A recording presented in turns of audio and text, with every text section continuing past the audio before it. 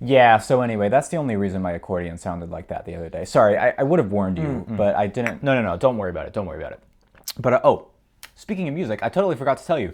The other day I was at this wedding, and you're never going to guess what song the band starts playing. What was it? They're taking the hobbits to Isengard. No, for real? I kid you not, there we all were, just dancing, and then suddenly these big bearded guys come up on stage, start playing They're Taking the Hobbits to Isengard, and I was like, oh, the vibe is going to be so off, everyone's going to be so confused.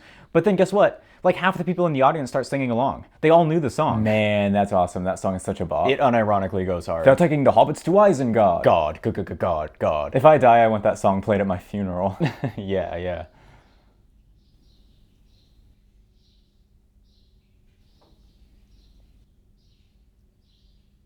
Sorry, what do you mean if? What did you say? You said if you die, you want this song played at your funeral. Yeah, I mean, if I die, it would be a good song to have played at my funeral. But why are you saying if? Like, you are going to die eventually. Yeah, sure does seem like a lot of people are dying these days.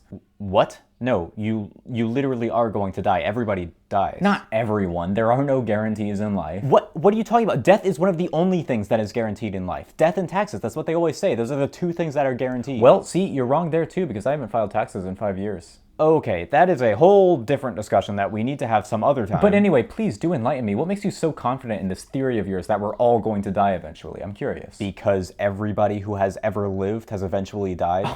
No. I can think of 8 billion exceptions to this so-called rule right off the top When of they my get head. old, everybody dies when they get old. That's what's always happened. That's what always will happen. Did your mother not explain this to you? Well, now you're just ignoring the problem of induction.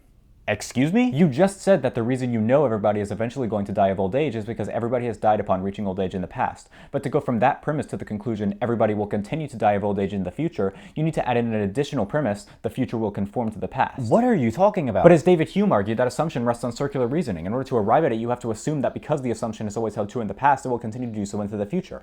In other words, you're making the same assumption to prove the original assumption. Okay. I am so confused right now. Why are you trying to use these esoteric philosophical arguments to disprove the basic fact that everybody knows, which is that you are one of the most eventually famous going to problems die? in the history of metaphysics. I'm shocked you haven't heard of it. Hey guys, what are you all talking about? Oh, hey, we're just talking about the problem of induction. Oh, what's that? Apparently, this man here is questioning the basic human assumption that events happening in logical and predictable ways in the past is any good reason to believe that they'll continue to do so into the future. Oh, so kind of like the Mandela effect? What? You know, like how everyone remembered Darth Vader saying, "Luke, I am your father" in Empire Strikes Back, and then one day we went back and rewatched the movie and suddenly he didn't say that anymore? No, I don't think that's what he's talking about. No, actually, that's exactly what I'm talking about. The idea that Darth Vader's lines are going to be the same every time we rewatch Empire Strikes Back rests on the same faulty assumption that Hume was arguing about. Oh, and you know another one I found recently? I was rewatching Lord of the Rings: The Two Towers, and you know the scene where Legolas goes, "They're taking the hobbits to Bloemfontein."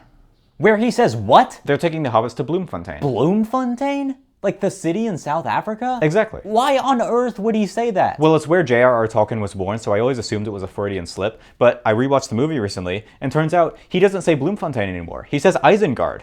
Isengard, who would have thought?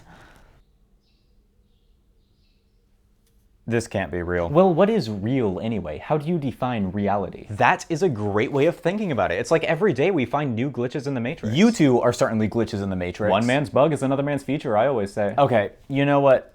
That's fine. You guys just do whatever you want. I'll leave you two to your navel gazing. Yeah, well, good riddance. Leave now and never come back.